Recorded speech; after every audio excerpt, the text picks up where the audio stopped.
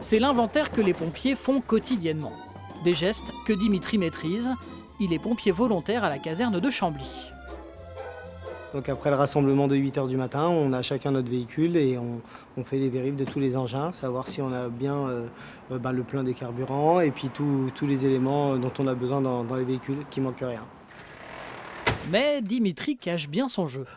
Extincteur 1, 2, 3. Il n'y a pas que pompiers, non. Ça, quand ils arrivent, on ne le sait pas. Après, c'est en discutant. Et lui, ça fait 6 ans que je le connais maintenant. On savait qu'il était intermittent du spectacle à côté, qu'il avait une activité de comédien. Pompier, comédien, cela semble être le grand écart entre les deux activités, et pourtant. J'ai fait une petite apparition dans le film de Jean-Jacques Hano, Notre-Dame brûle. Voilà, parce que j'étais comédien et j'étais pompier, donc ça a servi, notamment sur une scène où je devais, comme on dit, claquer un tuyau. Et c'était plutôt pas mal parce qu'avec moi, j'avais un comédien qui n'était pas pompier. Originaire d'Île-de-France, Dimitri habite le sud de l'Oise depuis une quinzaine d'années. Pratique pour se rendre à Paris pour des tournages, car Dimitri est comédien depuis qu'il est enfant, avec la particularité de faire des doublages de films. Et l'une de ses premières prestations vocales, vous l'avez forcément entendu. Et moi alors, je pourrais avaler un éléphant. On va aller vérifier.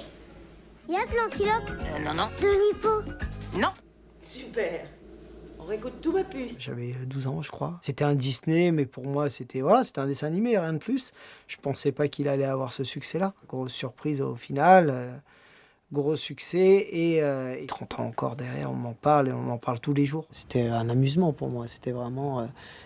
les copains allaient au foot, moi j'allais en casting. Bonjour. Salut Rémi, ça va? Ouais. Depuis, Simba a bien grandi et Dimitri est devenu un véritable lion des doublages. On entend sa voix dans plus d'une soixantaine de films, séries ou dessins animés. Encore un petit peu plus haut et nous pourrons commencer à creuser pour trouver le trésor de Barbe Blanche. Dans la série d'animation Les Octonautes, il est la voix de 2 personnages. Barbe Blanche était un pirate redoutable.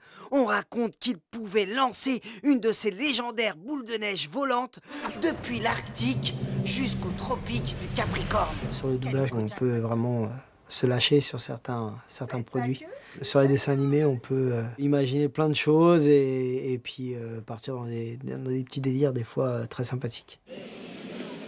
Dans la série Élite, Je vais devenir avocat, gros.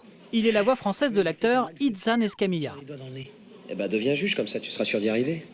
Et toi? Au début, c'est compliqué parce qu'on ne connaît pas le comédien. Donc voilà, il y a sa façon de parler. En espagnol, en plus, ça débite. Donc il faut vraiment coller au personnage. Et puis après, au fur et à mesure, quand c'est des séries, on apprend à connaître le personnage, à savoir comment il réagit, comment il va jouer. Ce serait trop cool de bosser avec un pote. Ce serait trop cool de bosser avec un pote. C'est clair qu'à la crime, ça rigole pas. Pompier, comédien voix et également acteur, Dimitri n'a pas le temps de s'ennuyer. Mais il ne cache pas ses inquiétudes. De la sueur, de l'adrénaline. Parce qu'il y a peut-être moins de boulot. Il y a beaucoup de comédiens. Et dans ce métier, quand tu te montres pas, on t'oublie. Et puis il y a l'IA. L'IA qui commence à arriver et à menacer l'univers du doublage. Un rugissement bestial. Majesté, tu ne te mouches pas du coude. Impossible pourtant de détrôner Dimitri, 30 ans après le Roi Lion. Je voudrais déjà être roi. Je voudrais déjà